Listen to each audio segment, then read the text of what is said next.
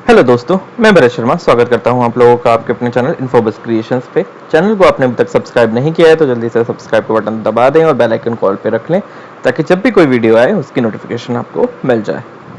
तो दोस्तों, आज की वीडियो में हम एक कुछ ऐसी स्टोरी लेके आए हैं। आज इन्फॉर्मेशन वो ऐसी रहेगी आपको जो शायद आपको आगे सफलता बहुत ज़्यादा प्रदान करे।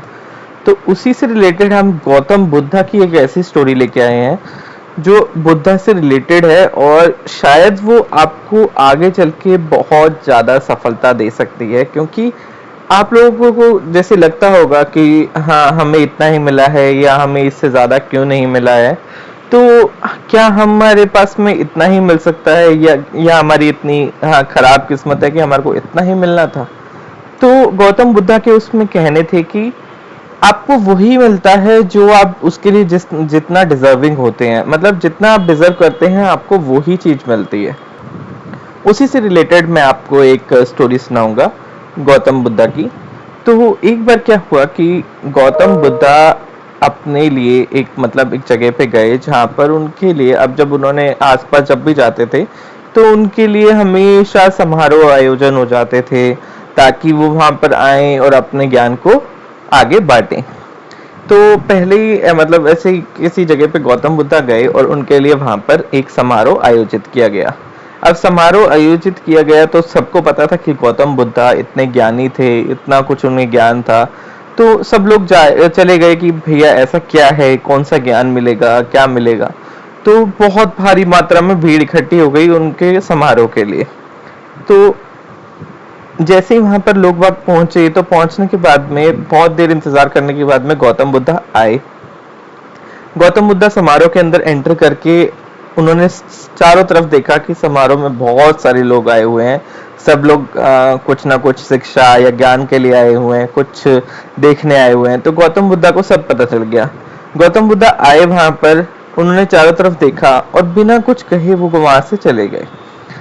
अब गौतम बुद्धा से किसी ने प्रश्न तो किया नहीं, क्योंकि सबको लगा कि ऐसा क्या हुआ जो गौतम बुद्धा ने कुछ बोला नहीं, तो किसी ने उनसे प्रश्न नहीं किया। तो ऐसे ही उन्होंने क्या किया कि जब गौतम बुद्धा से किसी ने प्रश्न नहीं किया तो अगले दिन उन्होंने क्या किया, फिर से दोबारा समारोह का आयोजन किया।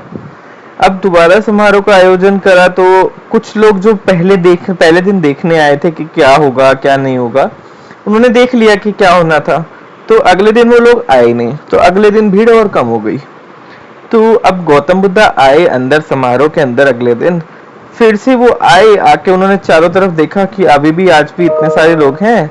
तो आके उन्होंने देखा, उसके बाद में फिर वो बिना बोले बाहर उस समारोह से निकल गए।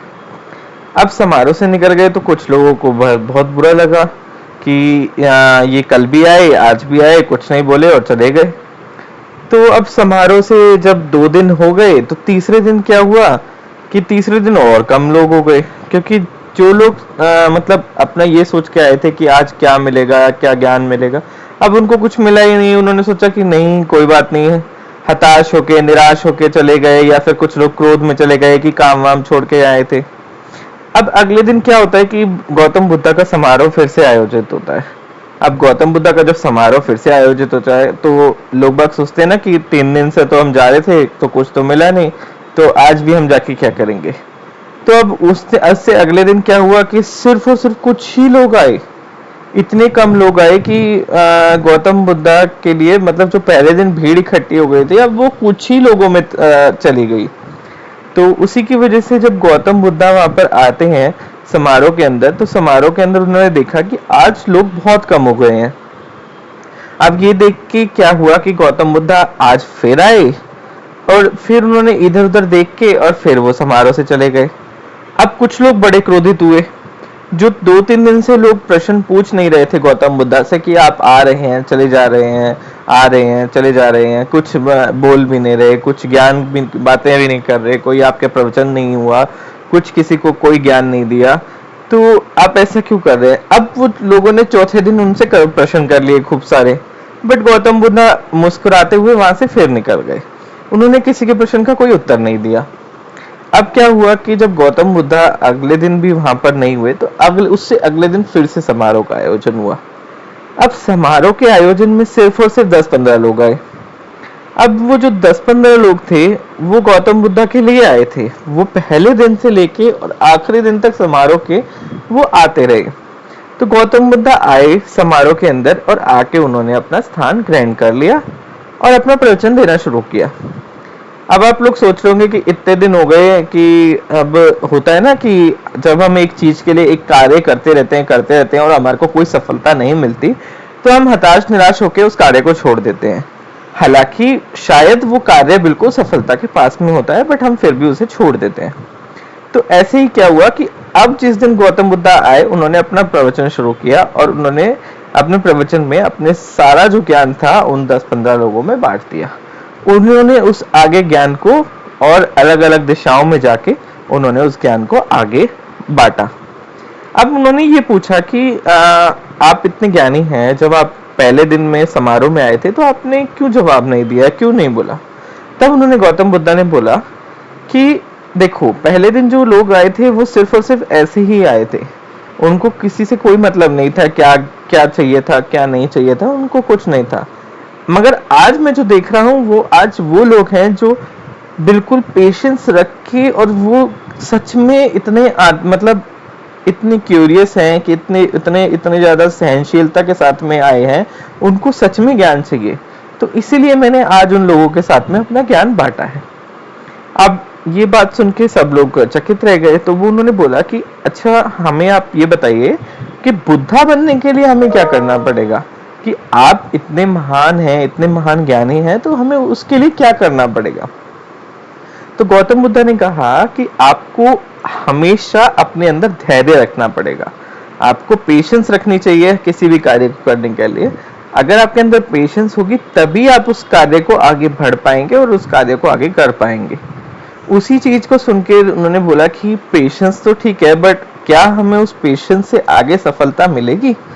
तो उन्होंने कहा देखो, जब तक हम पेशेंस रखेंगे तो हम उस कार्य को करते रहेंगे, हम हमेशा उसका प्रयास करते रहेंगे, उसका अभ्यास करते रहेंगे।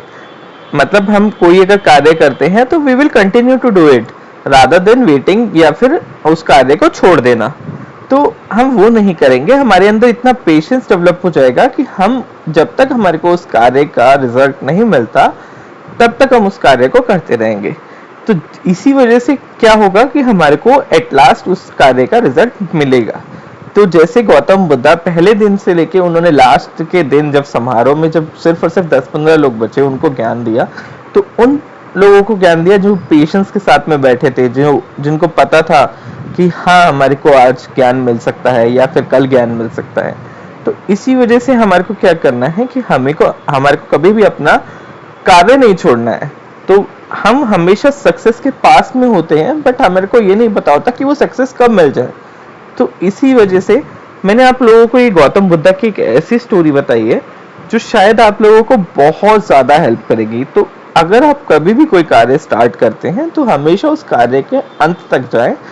आपको क्या करना है, कार्य के अंदर कभी भी कार्य को छोड़ना नहीं है, अपने आप को निरंतर अभ्यास के साथ में निरंतर प्रयास करने हैं आपको, और निरंतर जब आप प्रयास करेंगे तो आपको उसकी सफलता जरूर मिलेगी।